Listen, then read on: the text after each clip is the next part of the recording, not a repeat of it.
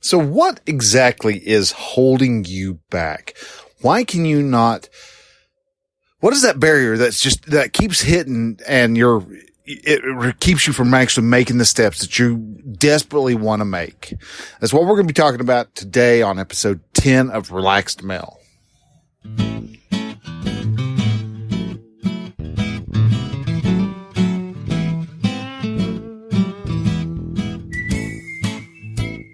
Hello and welcome to Relaxed Mel, podcast that helps men change their relationship with themselves. I am your host, Brian, and I am a men's life and mindset coach who is here to help you understand that you don't have to suffer at your own expense. You can live your dream, and I encourage you to set, then pursue your goals. So join me as I change the mindset and attitudes of men so that they can be the leaders of their families and their destinies. Hey man, hello, and first off, you're probably going to notice the really big change. There's no intro music. I am, I'm a little pressed for time, and I do have a laptop that I could actually be editing music, my podcast files on, but I don't have the intro and the outro music, on this computer. It's at the house, and I ran out of time this weekend, and so I am now having to scramble. It's Monday, which is, still gives me about 4 days before the podcast is supposed to come out, but I'm out on the road. So we're not going to have any intro or outro music at the moment, unless I happen to be able to make it home for the night, and then I'll be able to slip it in, which in that case, this will all get edited out and you won't even realize it. So, but also you're probably going to notice there's going to be a lot more empty spaces. I'm going to try to make sure I think smoothly and coherently enough through the whole step, but a lot of times I cut stuff out, and so you're going to hear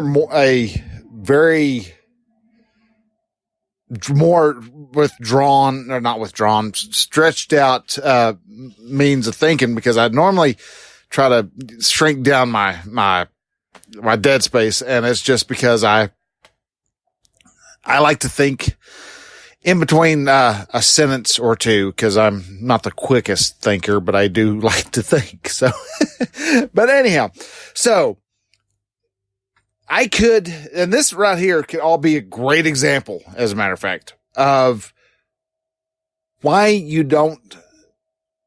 Originally, this was going to be called "Why Can't You Just Do It?" And I just the teenager in me was, he said, "Do it." And so, why can't you just start?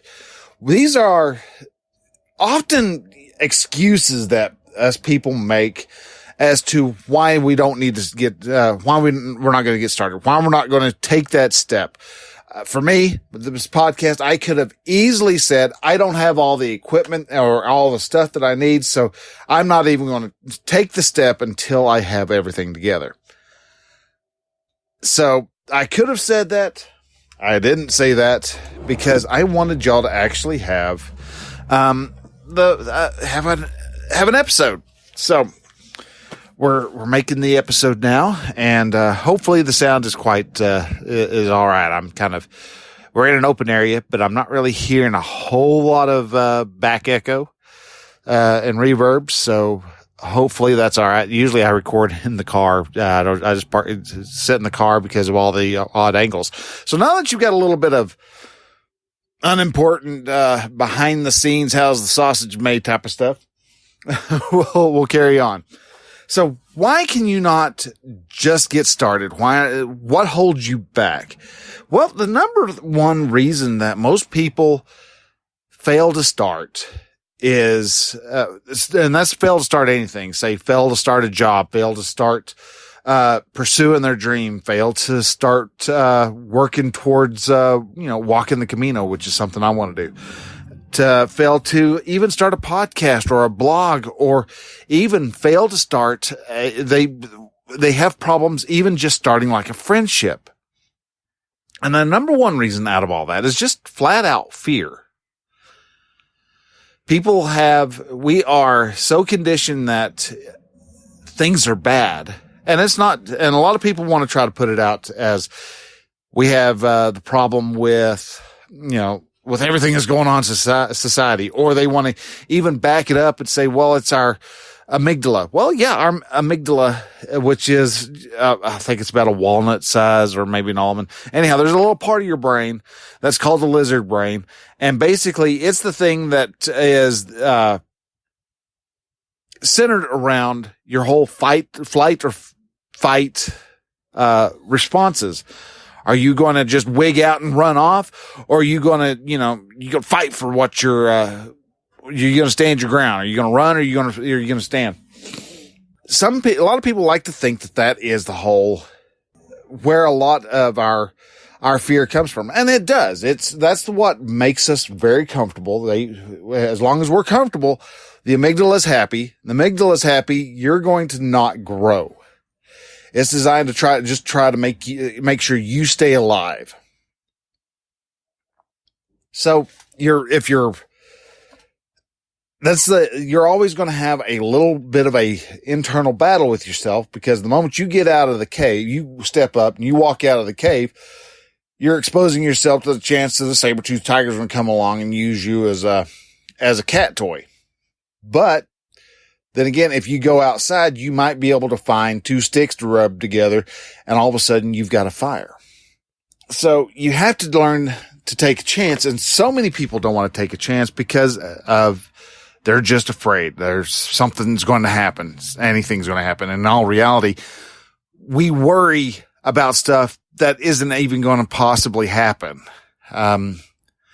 These days we have there's in the news, which I joke around on Facebook a lot about, whenever they talk, the first thing I mention is panic, because a lot of newscasts and the news organizations want to have that sense of anxiety and that sense of fear going, because that'll make you want to read and go, oh my gosh, what's going on? Am I going to die tomorrow? Am I going to die today? When am I going to die? They cause that sense of urgency in you so that you will actually, it's marketing. They want you to buy the stuff. They talk you into it. So the newspapers and things like that want to make, cause a lot of fear. And right now we have this whole coronavirus thing going on over in China. And we've got like 4 or 5, cases of it over here in the US. And there's a couple other, cases spread out throughout the world. And because we are being bombarded with, hey, this is going to happen to you. This is going to happen to you. This is going to happen to you. We become very anxiety ridden and very, very fearful to just step outside and to go beyond our zone of comfort. And the thought of actually taking that step or going out and having an adventure, which is going to be uncomfortable and it's not going to be all that pleasant, but makes the best memories. Like, for example, one of those best examples is, have you ever gone camping with somebody and the camping trip was, in all pretense of purposes, a dumpster fire? Just nothing was going right. You pitched the tent underneath a beehive in front of and anytime you stepped out, there's a patch of stinging nettle that you run your feet through every single time. You're going to go float around in the lake, but every time you try to get on the inner tube, there's a hole that springs up in it. And then there's all these other things that happen, and though they make for a very uncomfortable situation at that very moment, you lost all the food. Now you're stuck to eating hot dogs all night for the next 4 nights. These things make for an uncomfortable situation, but they also make for the best memories. Take the kids. And they will remind you of all those horrible times and think that was the best camping trip ever. And the reason why is because it was completely unexpected, completely different. And it was a lot more fun than you wanted to actually admit. But people are afraid of just results. They're afraid that if they start a new business and it becomes successful. Oh no. Well, what happens if it becomes successful? I might lose my friends. Well, yeah, you're possibly going to lose your friends. What if I get audited? Well, there's a chance the IRS is going to audit you. All these things are very big possibilities. And there's a really good chance that those are going to happen. You're going to lose some friends because some friends don't, as you become better with yourself and you start making the journey, and you take that step, you're going to have friends who don't want to follow you. And because they don't want to follow you on your journey, they're going to stay on a lower level while you keep climbing until eventually you get to reach the summit of the mountain and you get to see all the valley below you. While your old friend is down at the bottom of the valley, looking up going, well, it's a nice enough look up here. And they have no idea the glories and beauty that is strewn before them because of their perspective. People are also afraid of change. I joke with my wife that she's very change resistant. Walmart switches the aisles around and all of a sudden, oh my gosh, that's not the same as being afraid of change. But again, we do have a lot of fear of things changing. We like to be comfortable. We like to be in a habit. Our mind becomes very efficient when it's necessary and is able to process the same things. If it runs on autopilot, it can be the most efficient as possible. But at the moment you change something up and it has to start really focusing, the brain itself really kind of goes into a temper tantrum and really throws a wall-eyed hissy fit because it has to now all of a sudden work and it has to try to figure out how to do stuff when there was a perfectly good normal routine that you had running for a while. And that's, you go and you're driving and all of a sudden you realize, holy smokes, why am I at work? I was going to go to the store to pick up some chips. And all of a sudden you realize that, you've pulled into work and you're, dang it. And you have to, you've done, if I've done it, I'm sure you have too. But that's an example of your mind going on autopilot and just, it does its own thing. It's very little effort, very little energy, and the brain loves to be like that. So when you make a change, that is very disruptive to the mind and disruptive to the natural order of how your mind wants to work. And because of the change and because of the discomfort of that change, it creates fear. And so a lot of times we as people become very afraid. And so we avoid and we resist that change. And a lot of times resisting the change is probably the worst type of reaction you could actually have to any type of change. This kind of goes with the first one where you're afraid that you might be upsetting or, you might end up losing some friends. There's also the fear that you may upset others. So if you make a change or you take a step, say you leave your work, you've been working at the same place for 15 years and now you're going to venture out on your own. There are some people who actually are afraid to take that final step. They may decide January 1st, I am going to quit and I'm going to do my own thing. And they finally around July or August, they finally work their way up to the boss's office and go, hey, here's my resignation effective immediately because I'm getting out of here. Why did it take them that long? Well, they didn't want to upset the boss. They didn't want to upset the team. They have a relationship with all the people in that particular company. So you don't want to completely upset them and make them mad. I mean, no one wants to make another person mad, but because of change and people resisting change, when you're the initiator of the change, people are going to kind of look at you like, what the heck's going on? What are you doing this for? A lot of people are afraid that there's, upsetting others is another reason why they won't make a change and take the step towards the dreams they actually want.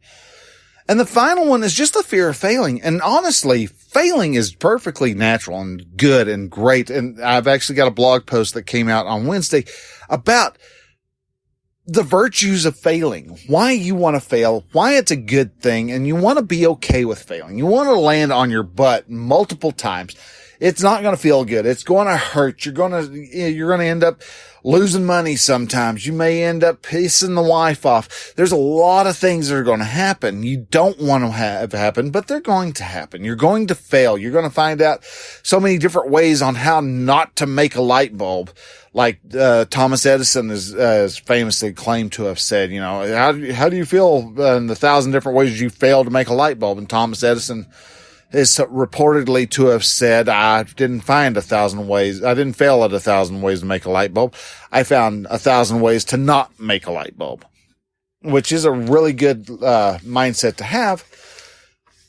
But, if you're going to fail, be okay with it. But a lot of people, what if they're hinging all their beliefs and whether or not they take the big step to their big adventure on a entirely theoretical, can't prove an ounce of it. What if? A great example of this is back in 2003, 2004, my son got a skateboard.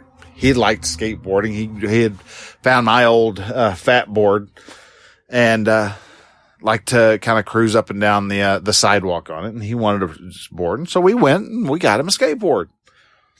And, in the town next to, where we were living, there was a skate park and it had a good little half pipe in it. It was quality half pipe. It wasn't metal, half pipe. It actually had a very good, wooden, I'm going to call it a liner. I don't know what actual term, but anyhow, the inside of the half pipe was made of wood instead of just, sheets of metal, which has its own advantages because one, it's a little, put your fingers, that far apart. I like that.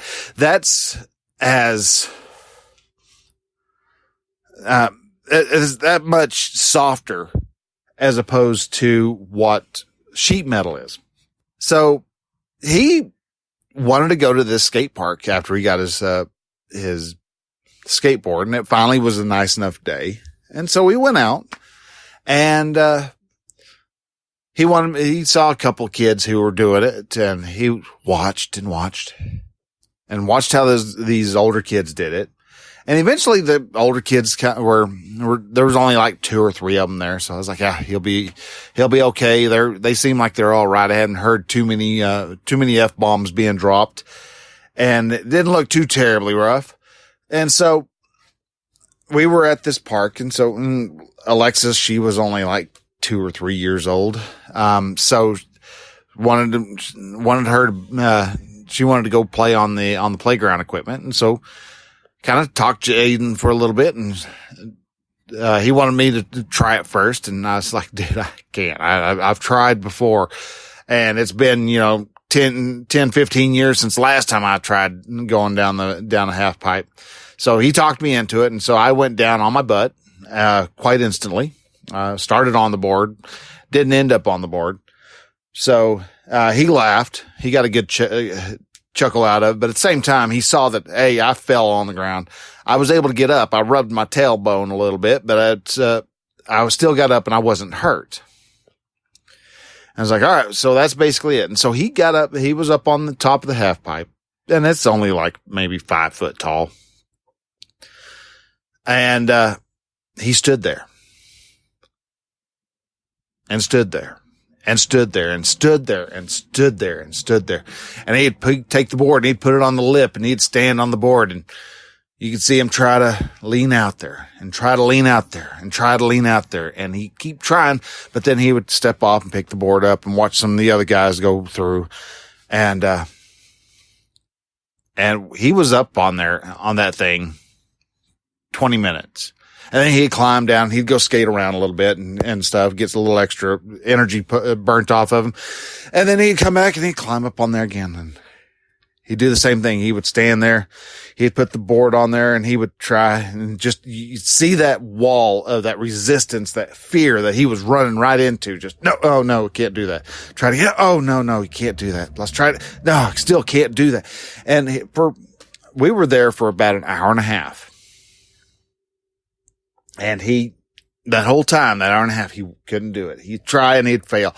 He'd try to go down and he couldn't quite get himself to push down there. There was that barrier. He couldn't get himself started. He couldn't get past the what ifs. He couldn't get past the fear that he was feeling and sensing every time he leaned out over that lip to try to get himself to go, because he was, what if I fall and I land on my butt and it's going to hurt? Everybody's going to laugh at me. You know, you have all these emotions and all these thoughts that choke up the possibility of moving. And some of the other guys saw that he was determined he was going to do this, but he just couldn't quite. And so boys would just tell him, all right, this is how you do it. And they instructed him, lean back a little bit as you're going down. And when you start feeling the curve, shift your weight forward. They were telling him everything he needed to know on being able to successfully navigate this half pipe. And after about an hour and a half, Lexi was getting tired. And so we decided, it's time, bub. Let's go ahead and go. We'll try this next weekend. Hey, like, no, let me try this. I got to get this. I want to do this. And I told him, I was like, well, then do it. And again, for about 5 minutes, he kept trying. And then I was like, all right, dude, well, we've got to go. And he's like, all right, one more time. So he knew that he had a limit. He hit his deadline. He knew that it was sink or swim time.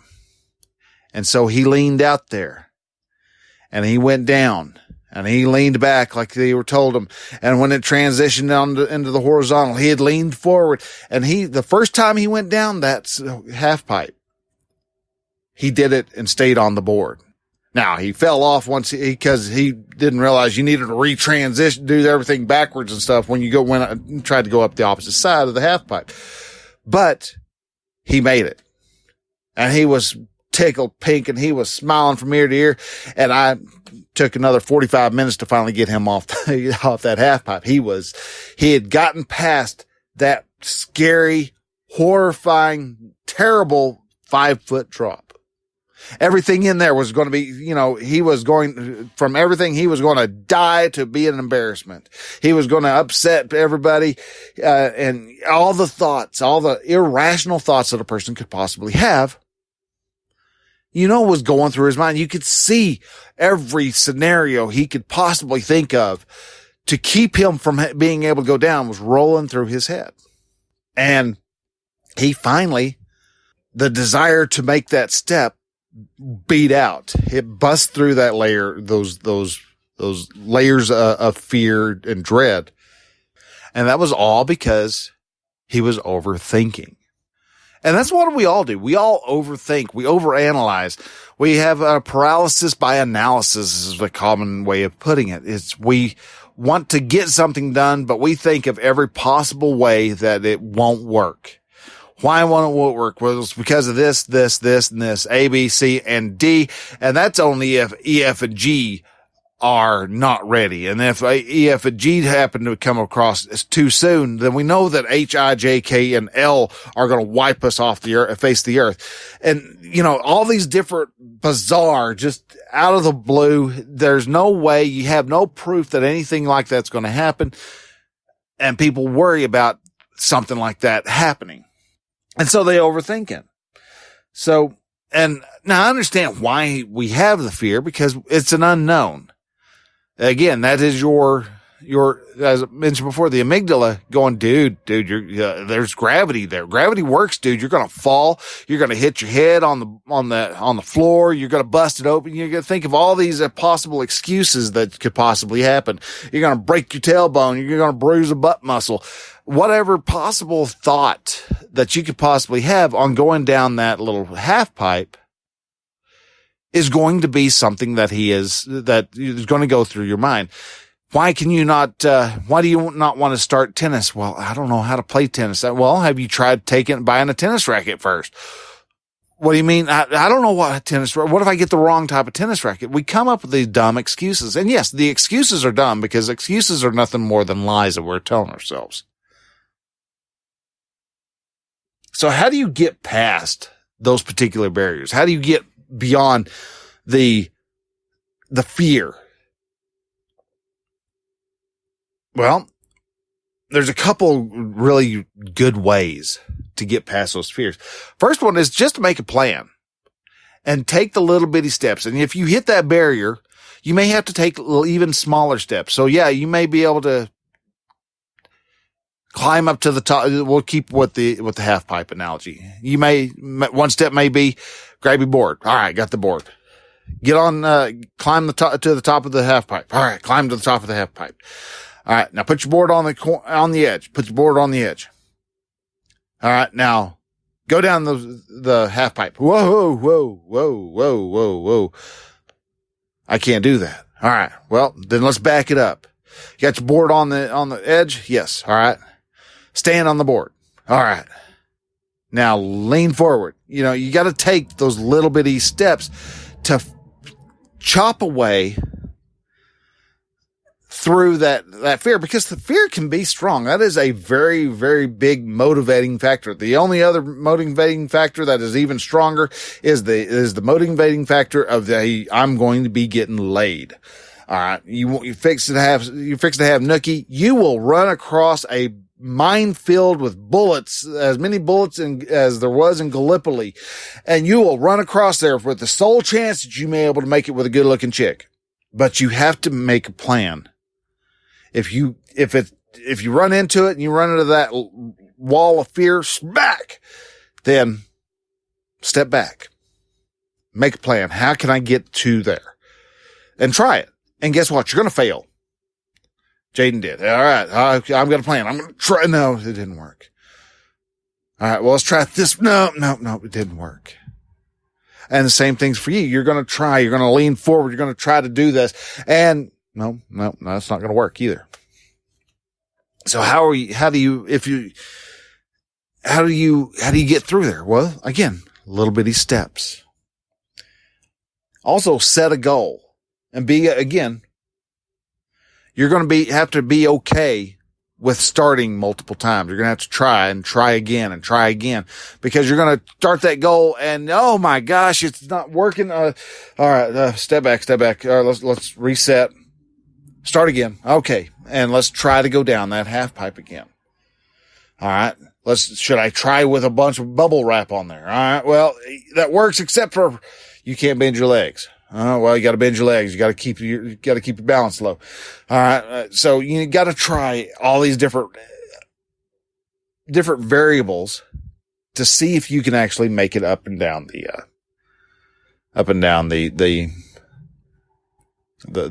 half pipe. If you're still running into problems, the best thing to do after that is to find someone who's done it before you and talk to them. Hey, hey, Tony Hawk, man, come here. Man, I'm trying to get myself to go down this little 5 foot tall half pipe. And every time I lean out forward, I can't do it. I can't get myself to go down that dip. Tony Hawk, do you have any idea on how to do so? And he will have a lot of clues because he's already been there. He knows how to do the McTwist and do 780s and, all the other really cool, 50-50 axle grinds. He's got it all down. So he can help you with little fine-tuned pointers and will understand that, well, I'm going to get hurt. He's going to go, dude, you're going to land on your butt. You've got more muscle on your butt than you do on any other part of your body. You're not going to get hurt. You've seen me. I've landed from, I've gone 12 feet up in the air and came down and smacked the ramp before. And that right there shows what the third and fourth, possibilities on how you can get past that are. First one is get a coach. You call me up. You set up a time. We'll talk for 2 hours and figure out a way to get you past whatever fear, or at least figure out where that fear is coming from. It may be that it's something from the past. And if that's the case, and you have got some overwhelming, some type of childhood, I'm going to call it trauma, or something that happened in your childhood that is causing a lot of fear, then there might be a point where I have to kind of say, you know what? This is something that a therapist would be more inclined to do, because coaches and therapists, though they can on the surface look almost the same, we're two completely different characters. Therapists help with the past. They help you understand what happened in the past and how that affects you, while coaches take you from your present day and have you look forward. So, and if you're needing a coach and a therapist at the same time, that's great. Hey, dude, you've got all bases covered. But go out and get coached. If that still doesn't help you and you're still, you've got your goals set and it's just not happening, then you may want to join something like the Conclave of Men, where we actually, all of us get together once a week and we talk about how to succeed. I may be having a problem, or you say you're having a problem going down the half pipe. Well, guess what? We may have someone who's done the half pipe multiple times, and he can actually be that person you talk to. He can throw some tips to you, and we can then be there to hold you accountable to make sure you go down the half pipe like a person should do, and not on their face, which is, how I normally go. But those are 4 ways that you can drive through that fear. But the big key to any of that is realize that you are afraid and understand where that fear comes from. If you can kind of pay attention to why and what thoughts go through your head, because so many of us, we have 60,000 thoughts a day go racing through our head. So if you could pay attention to what those thoughts are, especially when you're trying to do that hard thing, what are those what ifs that are flashing across your face? If you can see those and you can analyze those yourself, you can help yourself get past those what ifs, that fear that you're having, a lot easier. So that's how that's why you can't just go out and do it. There you go, for your 15-year-old boy that's inside of you. You can get a good giggle. But you can start. You can get yourself going. You can make that leap. Make that big leap. As Gay Hendricks' book says, you can make the changes in your life that you want. If you want a great way of being able to get out and be able to make the changes, make some really radical shifts in your mindset, man, I've got a camping coach that's coming up. First off, your mind, you're going to have a little bit of a digital detox, because we're going to be kind of out where hardly any cell signal's happening. And there's going to be a combination of coaching and masterminds all in one that is going to help you to break through whatever mindset, limiting beliefs, and problems that you're having that are keeping you from being the man that you want to be. We help you become the leader of your family. We want to be able to address and help with your mind, body, soul, and community. And these are all the 4 pillars to make a man whole and help him relax and become the relaxed male.